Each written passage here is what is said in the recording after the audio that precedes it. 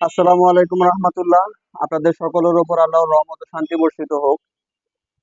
আমাদের কাছে অনেকেই আসেন যে আমার মেস্তার সমস্যা, কোন ক্রিমটা ব্যবহার করব, কোন ক্রিমটা ব্যবহার করলে আমার মেস্তাটা পুরোপুরি দূর হয়ে যাবে। তো এই জাতীয় পেশেন্ট বা এই জাতীয় হচ্ছে লিগে সমস্যা নিয়ে হচ্ছে লিগে অনেকে এসে থাকেন। আমরা এই জন্য আজকে এমন একটি ক্রিমের হচ্ছে লিগা রিভিউ করতে আসলাম, যে ক্রিমটা ব্যবহারে আপনি মেস্তা পুরোপুরি হচ্ছে আপনার নির্মূল হয়ে যাবে।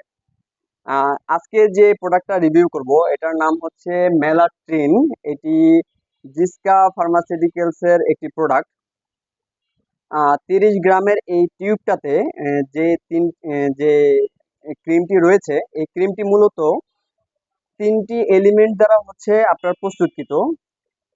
এই 3টি এলিমেন্ট হচ্ছে ফ্লুসিনল অ্যাসিটন, এটা হচ্ছে আপনার 0.01%, এবং হাইড্রোকুইনোন 4%, এবং ট্রিটিনোইন এটা আছে 0.05%, যেটা মেস্তা চিকিৎসায় সর্বাধিক কার্যকরী সমাধান। এটা ব্যবহারের নিয়মাবলীটা আপনাদেরকে বলে দিচ্ছি। ব্যবহারের নিয়মাবলীটা হচ্ছে এরকম: মেলাটিন ক্রিম, ফ্লুনিসোলল অ্যাসিটন এবং 0.1%, এটা হাইড্রোকুইনোন 4%, ট্রিটিনিয়নিন 0.5%। এটা চিকিৎসকের পরামর্শ অনুযায়ী ব্যবহার করতে হয়। ওষুধটি সঠিকভাবে ব্যবহারের জন্য নিচের ব্যবহার যে ব্যবহার যে নিয়মাবলীটা দেওয়া আছে, ঠিক আছে, এটা প্রতিটি টিউবের সাথে আপনি পেয়ে যাবেন। আপনি বিস্তারিত এখান থেকে জেনে নিতে পারবেন যে এটা কিভাবে ব্যবহার করতে হয়। এখন আপনাদের সুবিধার্থে আমি একটু বলে দিচ্ছি যে এটা কিভাবে ব্যবহার করতে হয়। প্রথমে হচ্ছে নন সোপ ক্লিনসার দিয়ে হচ্ছে পুরো মুখটা হচ্ছে ধুয়ে নেবেন। নন সোপ ক্লিনসার হচ্ছে ইয়াটা কি, সাবানটা কি, এটা হচ্ছে আপনার যেগুলোতে ক্ষার থাকে না, আপনি বাজারে যে কোনো জেনারেল স্টোরে গেলে হচ্ছে সাবানটি পেয়ে যাবেন। এই সাবান দিয়ে মুখটি পরিষ্কার করে নেবেন। পরে যেটা করবেন, নন সোপ ক্লিনসার ব্যবহারের ক্ষেত্রে আঙ্গুল ব্যবহার করতে হবে, কোনো রকম কাপড় ব্যবহার করা যাবে না।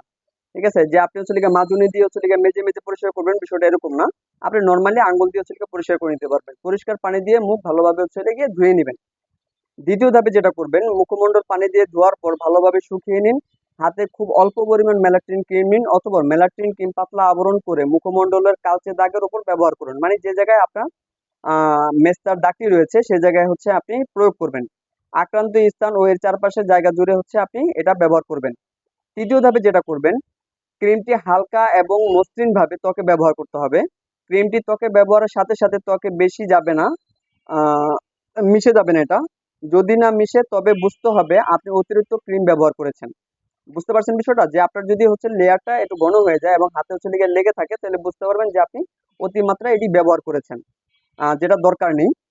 নাক ও মুখের ভিতরে, চোখ এবং শরীরের কাটা বা ক্ষত স্থানে মেলাটিন ক্রিম ব্যবহার প্রতি নির্দেশিত। এটা ব্যবহার করা যাবে না এইসব ক্ষেত্রগুলোতে, যেখানে কাটা আছে বা হচ্ছে মুখ বা নাকের ভিতরে হচ্ছে এখানে দেওয়া যাবে না।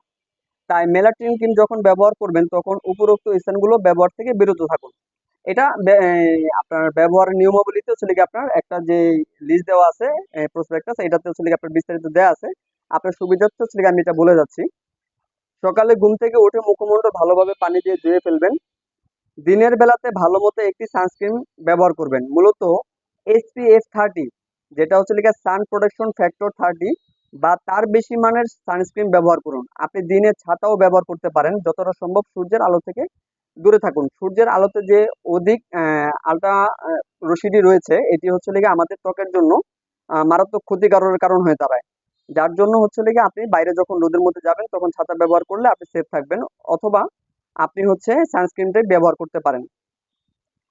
7 নম্বরে যেটি রয়েছে, মেলাটিন ক্রিম ব্যবহারের পাশাপাশি আপনি চাইলে ময়শ্চারাইজার এবং অন্যান্য প্রসাধনীয় কসমেটিক ব্যবহার করতে পারেন।